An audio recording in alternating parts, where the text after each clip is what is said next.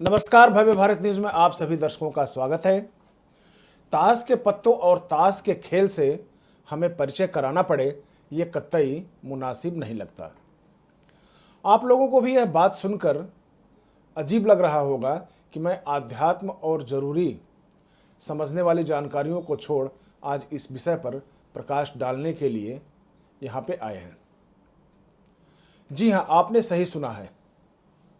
ताश मनोरंजन का साधन तो होता है, लेकिन इस खेल में अगर पैसे का इस्तेमाल हो गया तो समझिए वो जुआ का रूप ले लेता है।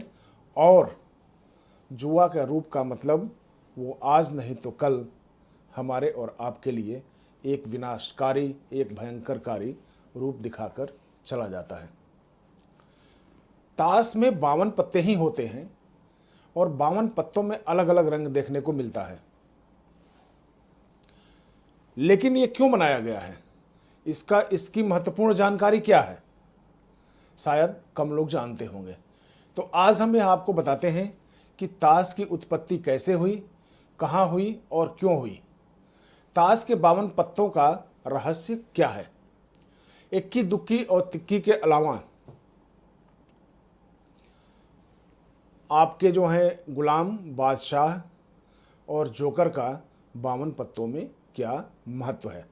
तो चलिए इस विषय पर जानकारी लेने के लिए आप सबसे पहले चैनल को एक बार सब्सक्राइब कर लें, जो हमारे नए सब्सक्राइबर हैं, जो नए दर्शक हैं, और अच्छा लगे तो इसको लाइक करें और इसको आप अपने मित्रों में भी शेयर करें, ताकि आप लोग अचूक और सही जानकारियों से वंचित न रह सकें।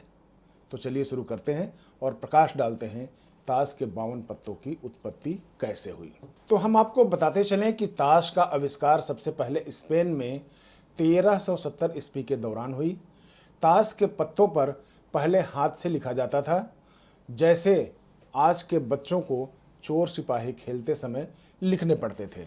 जब धीरे धीरे इस खेल का प्रचार होने लगा तो 15वीं शताब्दी में यह अमीरों के टाइम पास गेम बन गया और धीरे धीरे गांव के नुक्कड़ तक आज इसका प्रभाव देखने को मिलता है।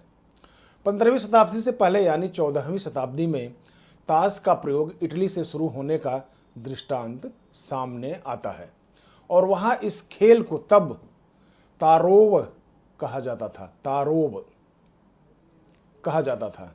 ऐसा माना जाता है कि 1470 ईस्वी में इटली के प्रख्यात चित्रकार मानतेना ने अपने कई चित्र ताश के पत्ते पर ही बनाए थे, ताकि वो सुंदर लग सके और अट्रैक्टिव बन सके। आपको यहाँ बताते चलें कि ताश का खेल जब शुरू हुआ तो ताश के पत्तों की संख्या सिर्फ और सिर्फ 50 थी। कुछ सालों बाद इसमें संशोधन हुआ और इसकी जो संख्या है वो 78 तक पहुँच गई। लेकिन बाद में इटली के बाद जब जर्मनी की बारी आई, जब जर्मनी में इसका प्रसारण हुआ, तो जर्मनी के लोगों ने ताश के पत्ते को 78 की बजाय 32 पत्तों से खेलना शुरू कर दिया। यहीं से ताश के पत्ते के ऊपर जर्मनी के राजा महाराजा अपने पसंद के, यहाँ तक कि जो अश्लील चित्रें होती हैं उसके ऊपर चित्रकारी कराना शुरू कर दी, क्योंकि राजयोग था, राजसी इस तरह के चित्रों को वो ज़्यादा पसंद करते थे। सर्वप्रथम हेनरी तृतीय ने ताश के पत्तों पर शाही पोशाकों का चित्रांकन शुरू किया। हेनरी चतुर्थ ने ताश के पत्तों के पीछे राजाओं के चित्र को चित्रांकन करने की परंपरा शुरू की।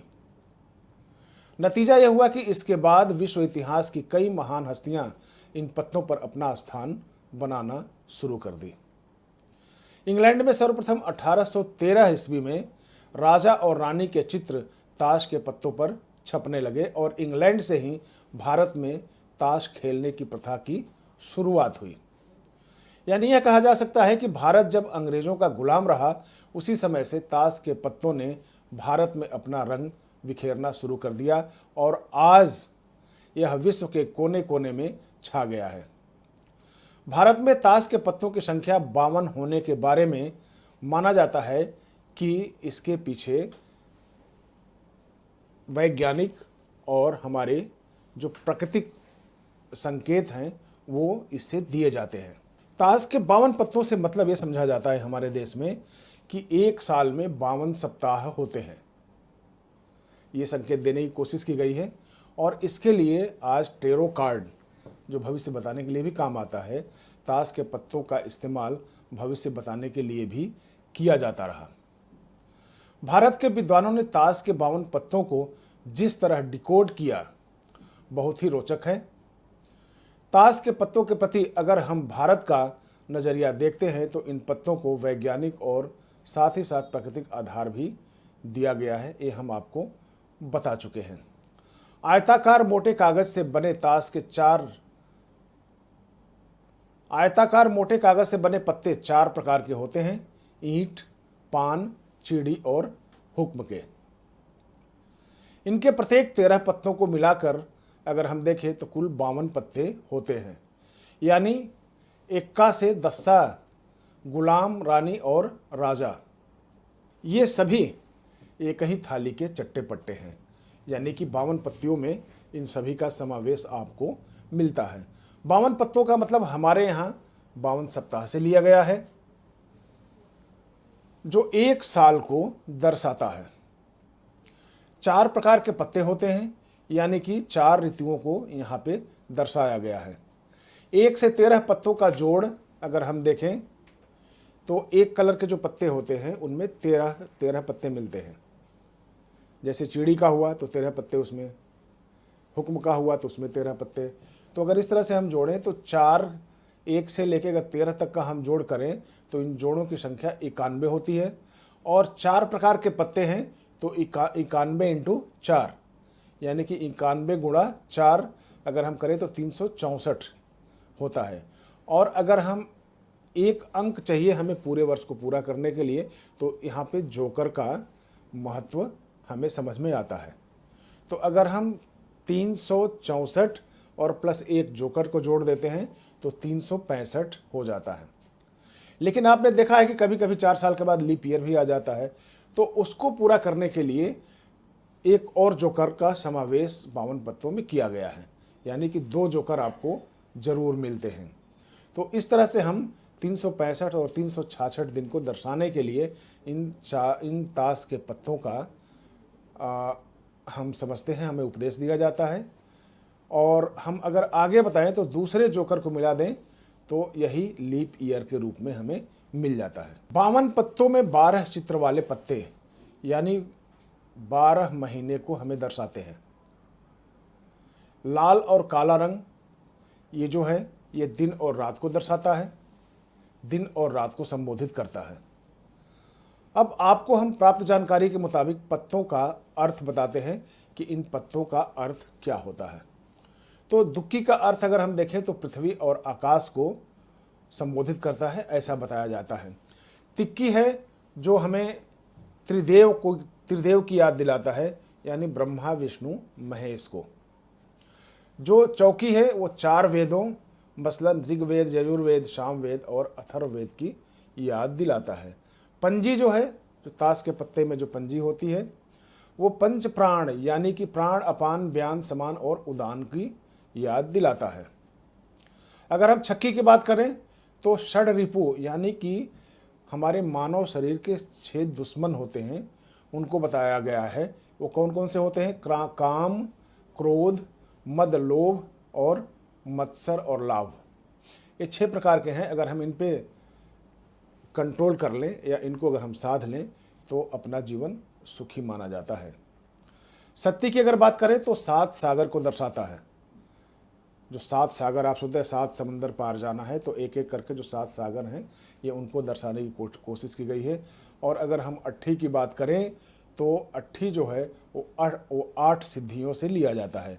आपने हनुमान चालीसा में भी सुना होगा कि अष्ट सिद्धि नवनिधि के दाता, तो 8 सिद्धियों की याद दिलाता है। वैसे 9वीं की बात करें तो वही बात है, नवनिधि यानी कि 9 ग्रह की हमें याद दिलाता है। और 10वीं का मतलब होता है 10 इंद्रियों को अगर हम कंट्रोल कर लें तो हम एक बहुत ही आध्यात्मिक और बहुत ही पावरफुल इंसान बन जाते हैं। इसलिए ये चीज़ें हमें 10 इंद्रियों की याद दिलाता है।